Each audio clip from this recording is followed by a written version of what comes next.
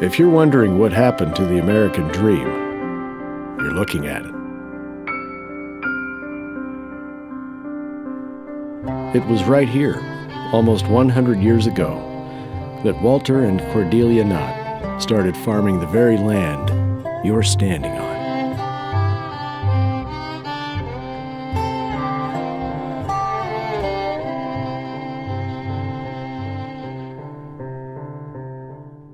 Walter and Cordelia Knott have a very, very sweet story behind them.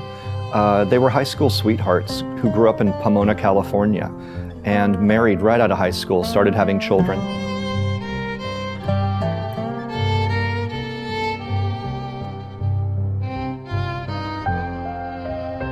Walter was doing pretty well in Pomona. His family was nearby, Cordelia's family was nearby, but Walter Knott really wanted to step out of that Pomona family mold. He really, really wanted to be a farmer. He wound up moving his family out of Pomona into the Mojave Desert. He wound up homesteading in an adobe house. When Cordelia first saw that adobe house, she cried. It was not the life that she wanted for herself or her family, but she stuck by Walter, and they roughed it out for a couple of years. They didn't do very well in the Mojave Desert. Obviously, things were really, really tough.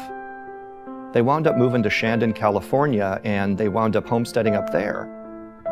It didn't work out for them either. They made some money, but the land was not theirs. It was very important to Walter that he buy his own land.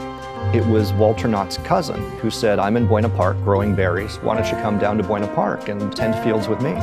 So Walter Knott came down to Buena Park with his little family in a Model T and wound up learning how to grow berries from his cousin. Highway 39 was the main route from LA to the southern beaches, Huntington Beach. This happened to be kind of the midway stop, a rest area for those people traveling to the beach. So in 1927, they bought the land, and believe it or not, they even bought a little bit more. During the Great Depression, they started buying out their neighbors, just because Walter wanted to grow his farm, and what a wise choice it was. They leased 10 acres of land, rented a home nearby, which didn't have indoor plumbing, for $7 a month. They lived in that home for 7 years.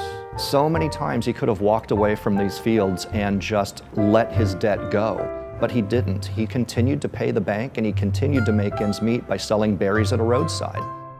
Some of the things that Walter and Cordelia had to contend with were, for example, frosts and freezes that killed their crops, enormous rainfalls that drowned their fields. They still made a go of it, but they did so as a family. People who worked here were a lot of people from the surrounding community. They were all friends of the Knotts.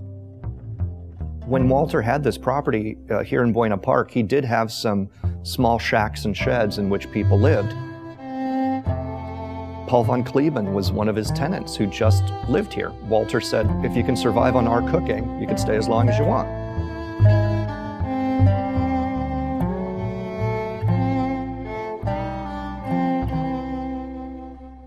When the Knott kids were small even, there were other kids who helped pick berries, and it was a very community-oriented farm.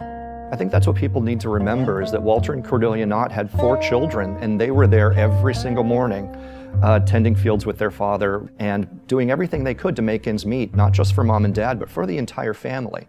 It was important when Walter Knott continued to grow this farm that his children were an absolute part of it. What few people realize is that Walter and Cordelia Knott came to this piece of property in 1920, built a house on it in 1927, and they both stayed. They stayed for the rest of their lives. It was a family farm that turned into a ghost town, that turned into an entire theme park, and they were there to watch over all of it.